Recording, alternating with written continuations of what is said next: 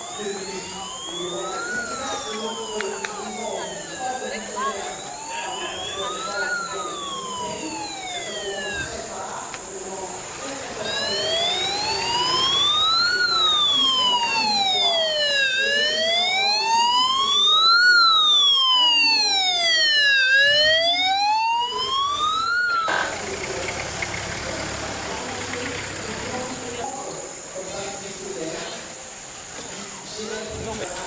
le gouverneur de la région du littoral, le groupe biblique des élèves étudiants du Cameroun est honoré de vous accueillir au centre missionnaire de l'Orbic sur le Québec à l'occasion de son 14e congrès ordinaire qu'elle organise. Merci.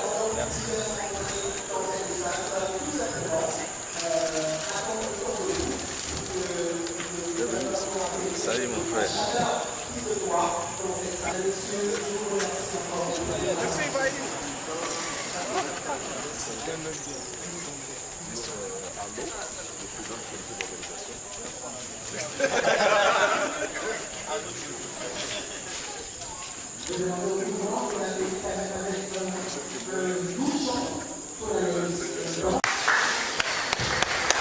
On va les former justement pour le chant, puisque nous avons justement avec nous déjà le cortège qui fait son entrée avec naturellement le privilège que nous avons d'avoir justement monsieur le gouverneur de la région du littoral qui va prendre place ici au podium avec certains membres du groupe public des élèves et étudiants du Cameroun, et c'est ainsi que notre cérémonie officiellement va commencer.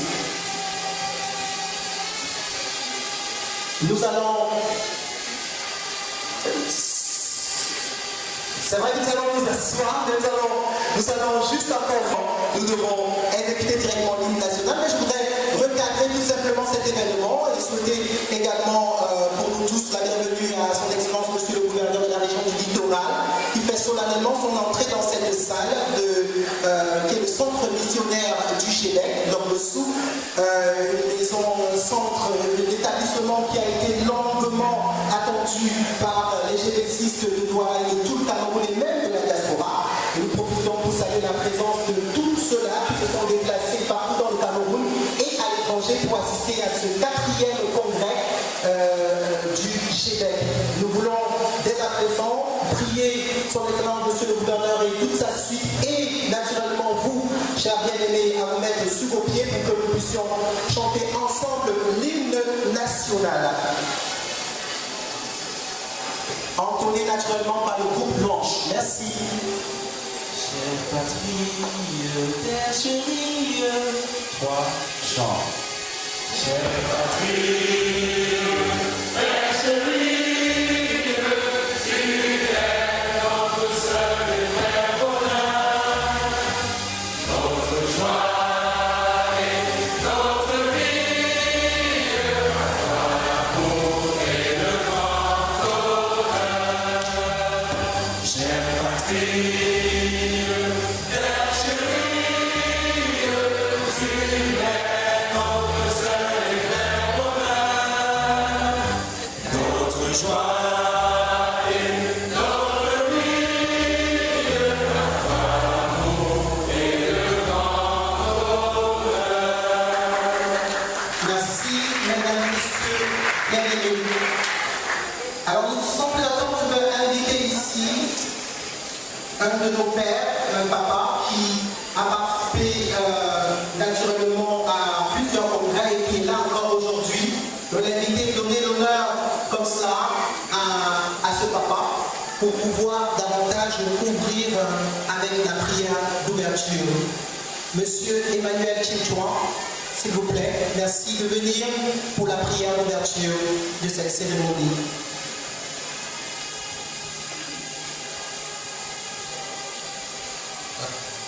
Je nous invite à la prière. Est-ce qu'on peut se lever une fois de plus?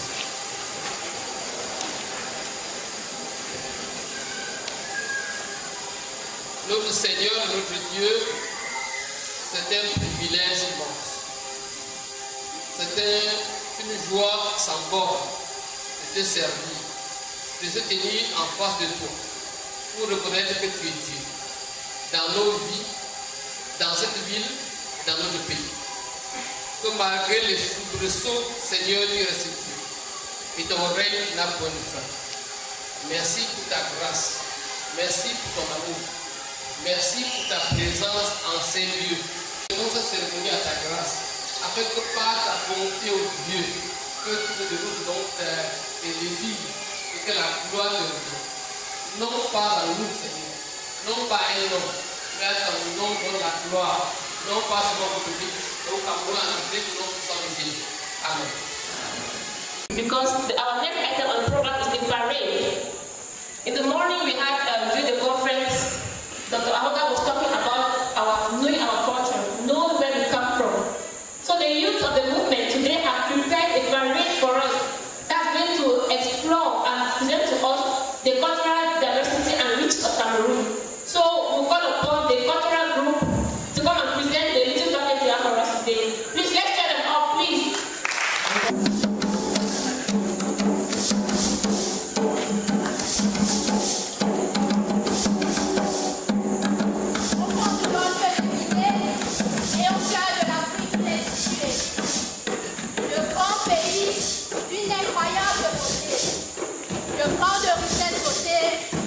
En miniature qualifiée.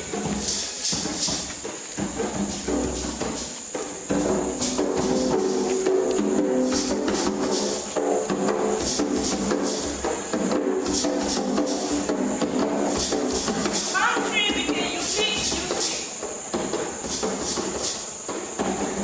with more than 240 ethnic nationalities, which live together in unity. Its heart is Yaoundé.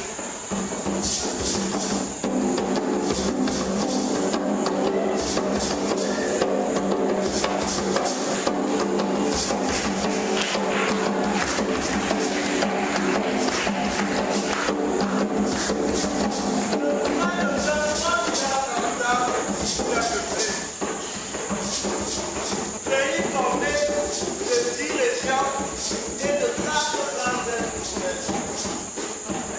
Le français et l'anglais y sont parlés. Parmi ses premiers ancêtres, les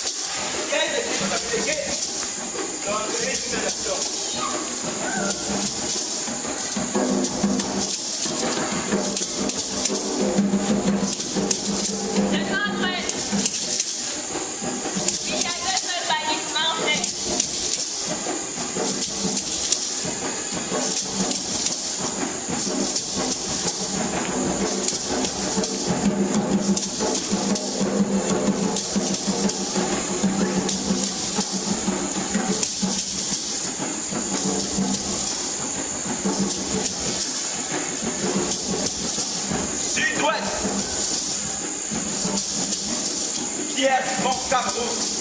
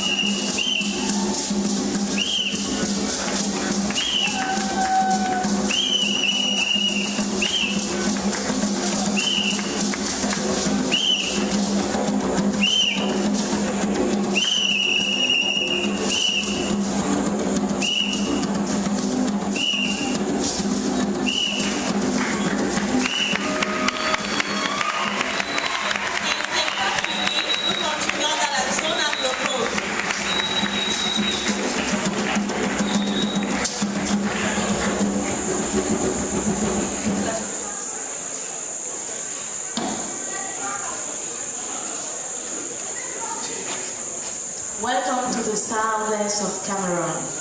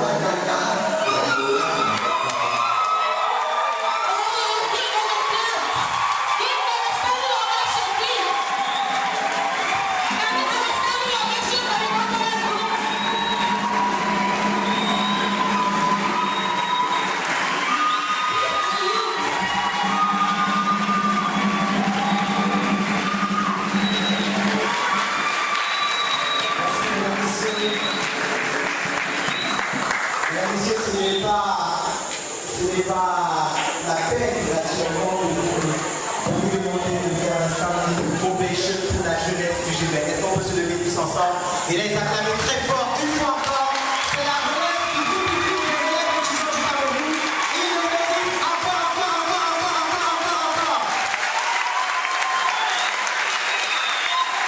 Dans la même position, mesdames, messieurs, merci beaucoup. Dans la même position, j'invite ici le groupe qui va nous entonner l'hymne du 14e congrès. Merci.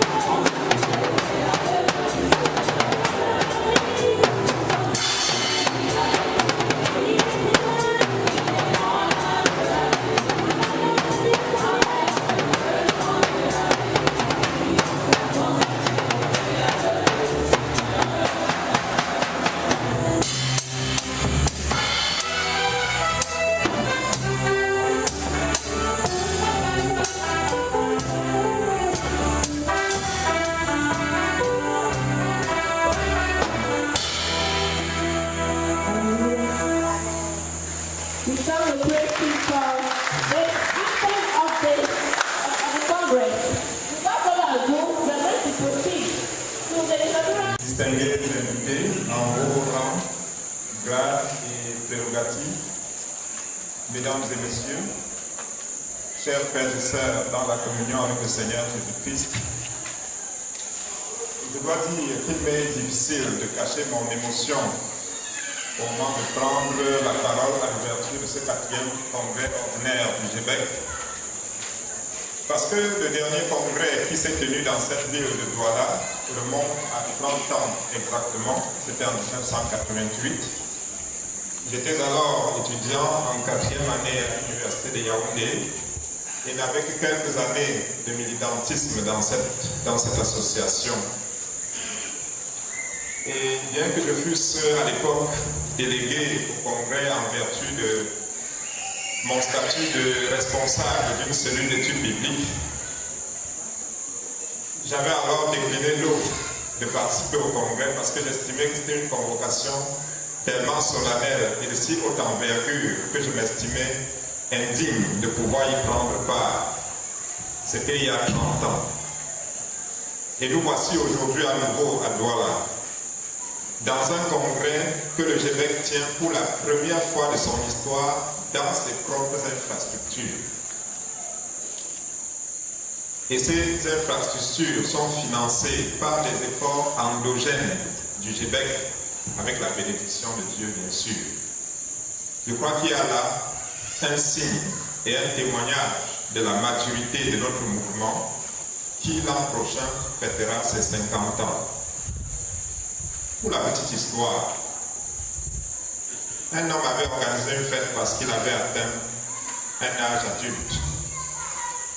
Et ayant organisé une grande célébration, les gens sont venus fêter avec lui. Et c'est alors que son vieux papa demande: mon fils, qu'est-ce que tu fêtes en réalité? Il dit: je suis en train de fêter parce que je suis devenu un adulte. Et il dit: mon fils, si tu es devenu adulte, je t'encourage à vivre pleinement ton adultère désormais.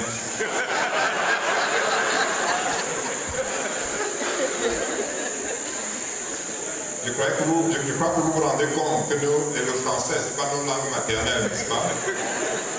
Et que bien que adulte et adultère soient créés sur la même racine, il peut y avoir, n'est-ce pas, des kilomètres de différence de sens.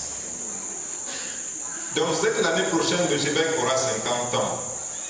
Et nous le savons, dans la vie d'un homme, c'est un âge qui vient avec un sentiment extraordinaire de responsabilité, une conscience accrue de la maturité et un sens aigu de redevabilité vis-à-vis des générations qui suivent.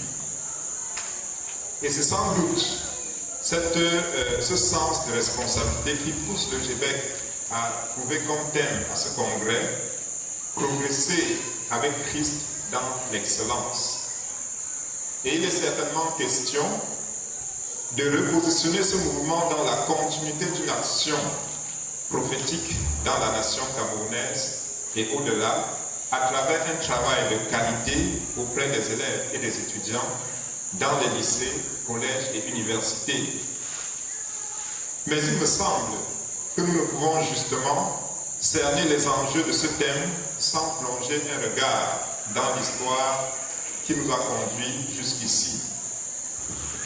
Et je m'en vais nous rappeler qu'en 1945, l'humanité venait de démontrer à suffisance sa bêtise en se livrant en moins de 50 ans à 2 guerres mondiales. La désillusion avait pris la place du sentiment de fierté et de la confiance en l'être humain. Et on était sans repère. Le pessimisme avait envahi les préoccupations littéraires et philosophiques. Et chacun se demandait s'il existe encore quelques repères fiables sur lesquels fonder ou ancrer son existence. C'est dans ce contexte que les jeunes étudiants provenant de 10 pays qui avaient commencé des groupes bibliques dans leurs différentes nations se retrouvèrent pour essayer de créer une coordination internationale à leur action. Nous sommes en 1946 et c'est là que les bases de l'Union internationale des groupes bibliques universitaires sont en train d'être jetées. Et sa constitution deviendra effective en 1947. Ce mouvement, qui n'est sans tambour ni fanfare, grandira pour constituer une force remarquable et une boussole qui continue d'orienter la jeunesse dans près de 180 pays dans le monde aujourd'hui. l'an prochain, à l'occasion de son Assemblée mondiale qui se tiendra en Afrique du Sud, l'IFES admettra en son sein 14 nouveaux mouvements qui proviennent des pays les plus spirituellement résistants et les plus hostiles à l'Évangile. Preuve que Christ continue d'étendre l'action de ce mouvement même dans les pays les plus hostiles.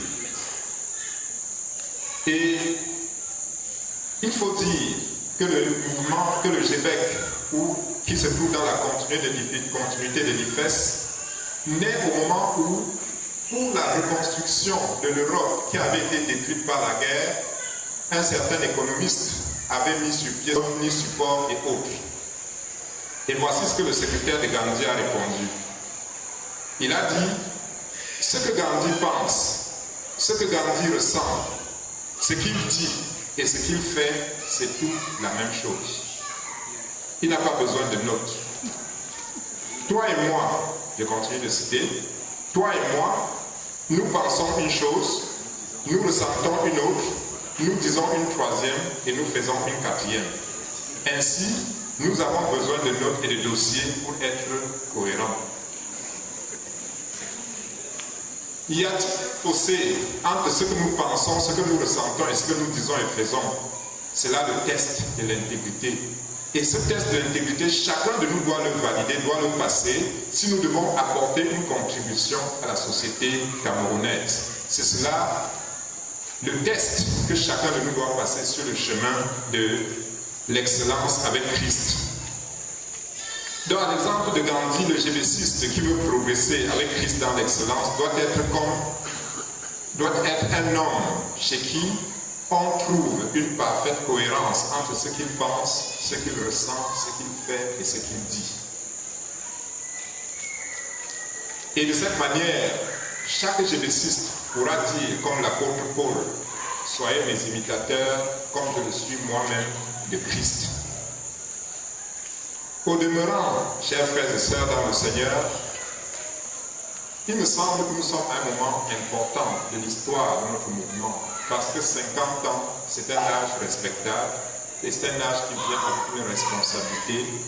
Et la construction d'un centre comme celui-ci fait l'objet d'une grande célébration, comme nous allons certainement le dédicacer tout à l'heure. Mais rendons-nous compte que dans l'histoire des institutions, qu'elles soient chrétiennes, qu'elles soient économiques ou autres, il y a toujours ce qu'on a appelé la tragédie des 4 M qui menacent les institutions.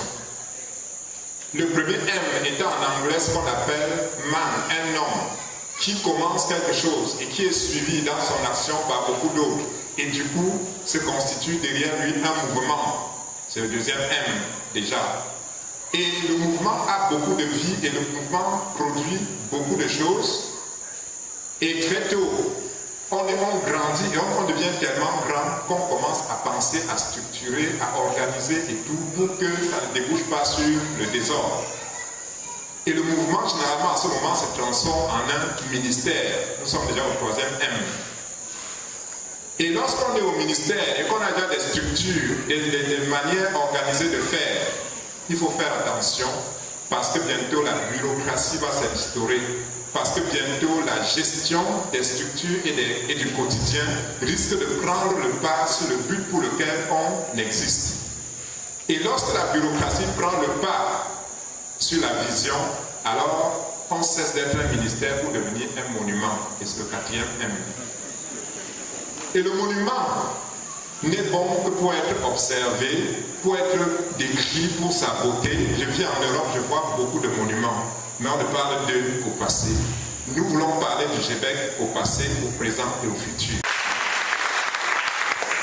Par conséquent, la construction de ce centre doit être une source d'encouragement et de fierté, mais nous devons nous rassurer que la vision qui nous anime, qui nous a animés, reste devant nous, en sorte qu'avec ce centre et avec plusieurs autres, que j'espère nous allons bâtir dans toutes les autres villes universitaires du Cameroun, que le GBEC soit une organisation forte et respectable, qui continue de se manifester non seulement par des discours du passé, mais qui garde sa pertinence dans toutes les saisons. Et je disais donc que c'est le lieu pour moi de prier et que la grâce de Dieu, qui nous a soutenus pendant les 5 dernières décennies, nous équipe pour affronter les nouveaux défis qui jonchent le chemin de notre quête de l'excellence dans notre ministère. Et en fait, ce ministère, comme nous le savons, vise la transformation de l'élève et de l'étudiant pour la vie, en vue de la gloire de Jésus-Christ. Et je formule donc le vœu que Dieu lui-même bénisse les travaux de ce 4e congrès ordinaire pour la gloire de son nom. Amen.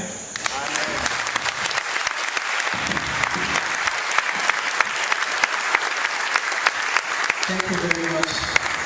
Est-ce qu'on peut encore l'accompagner avec des ovations, s'il vous plaît?